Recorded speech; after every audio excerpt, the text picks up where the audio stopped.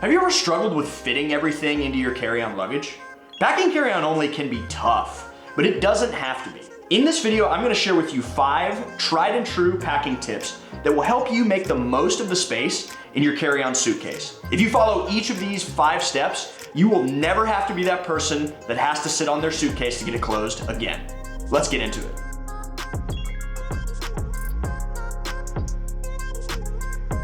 Hey guys, we're just meeting. Nick here from Away Together. I've been a carry-on only packer for a long time, so I'm happy to share some of the tips that I've learned throughout the years. This is actually good timing because I'm packing for a trip. So as I walk you through these tips, I'll actually show you some of the things I'm personally doing. The first tip is to be mindful when choosing what to pack. Before we talk about how to configure what goes in your bag, first we need to talk about what you're actually bringing. Begin with the end in mind and make a plan. The most optimized carry-on suitcase starts with a packing list. Having a list to go through and check things off will help you remember things you don't want to forget, but it'll also keep you honest, intentional, and prevent you from overpacking. By the way, we released a copy of our personal international packing list earlier this year, and almost 2,000 people have downloaded it to help them prepare for upcoming trips. You can check that out at the link below. Pack versatile, lightweight clothing items that can be layered. And in general, avoid things that are single use. Think of every item that goes into your bag as an investment that needs to produce a return for you.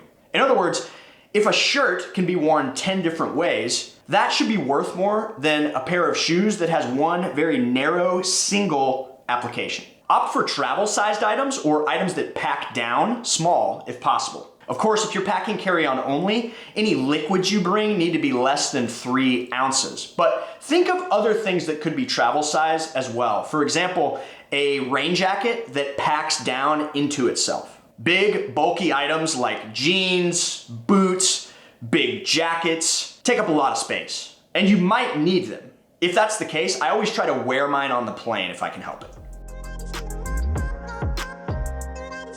Now that you know what you're packing, it's time to get organized. Just as everything needs a purpose, it also needs a place. One terrific method of organization is to compartmentalize or kit what goes into your bag. This helps keep loose items from making your bag messy, and in general, lends itself to tidiness. For example, all toiletries are kitted together and go into a toiletry bag.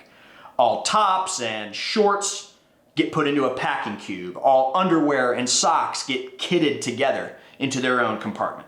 We're big fans of packing cubes around here, and actually we made a whole video about why you should use them. You can check that out here. The chief benefit of packing cubes, and in my opinion an indisputable one, is that they bring another level of organization to your bag. Another great way to organize your bag is to actually choose a bag that has built-in organization. Like this 20-inch aluminum carry-on suitcase from Level 8 Cases, who, by the way, is the sponsor of today's video. I recently tested this bag out on a trip to Arizona, and I love the built-in organization. The built-in dividers separate either side of the clamshell style bag and also have zippered pockets. To me, everything about this suitcase in particular feels premium without sacrificing ruggedness. The clamshell creates this watertight seal, and in general, the materials just feel very high quality. At around 36 liters, this is the perfect size bag for me. It's great for plane or train travel, and it's the kind that I would use for a short weekend trip like I just did,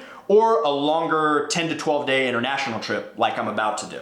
Now this model in particular also came with a set of packing cubes that fit the bag perfectly, which is really, really nice. Level 8 Cases creates a variety of carry-on and checked luggage. We've also been testing out this polycarbonate model. To be honest with you, I am genuinely impressed with the level of quality that they provide and the amount of variety that they have on their website. Each Level 8 suitcase features durable, high-quality materials and a bunch of thoughtful touches like TSA-Approved locks, and probably my favorite feature is the 360-degree spinner wheels. Honestly, the wheels on this suitcase might be the smoothest I have ever felt on any bag ever. I've had other carry-ons with 360-degree wheels. You can see some of the old ones that I've used. These are smoother. These are way smoother. No joke. The smoothest I've ever used. The best part is I've negotiated a special deal for Away Together subscribers. You can use the link in our description below to get an additional 10% off your order. Thanks again to Level 8 for sponsoring this video. My next big tip is to utilize compression. When you're packing carry-on only, every inch matters, so use compression to your advantage. This could look like using compression packing cubes to save space, or even those vacuum Ziploc bag things that you use a vacuum to suck the air out of. One easy hack that a lot of people overlook is that if you have a gallon-sized Ziploc bag, you can roll up your clothes and put it in there and then kind of press the air out and zip that up. That saves a ton of space. Now, just like there are suitcases out there that offer built-in organization, there are also ones that offer built-in compression. And this is a really nice touch that seems like it's being added to more and more pieces of luggage these days. The whole idea behind compression is just that your space is valuable, so you don't want air taking up that space. Okay, let's actually get into how to pack certain items. Should you roll or should you fold? I'm not gonna run through every single item I pack. I think that could probably be its own video. Let me know in the comments below if you'd wanna see that. But I am gonna give you some tips on kind of my thought process and methodology. I don't know why, but in the packing community, there seems to be a heated debate over the right way to pack clothing, as if there's only one right answer. I'm a big fan of the roll method, but I would say I probably only roll 75 to 80% of what I bring. I don't roll everything. I tend to roll things like shirts and undergarments. I've found that saves space compared to folding. But for items like jeans or jackets, I actually tend to fold those and lay them flat in the bag. In the end, I combine these two methods to optimize my bag. So we've discussed a lot of strategies for how to reduce the amount of space the items that you are bringing with you take up in your bag. But how do you actually position them?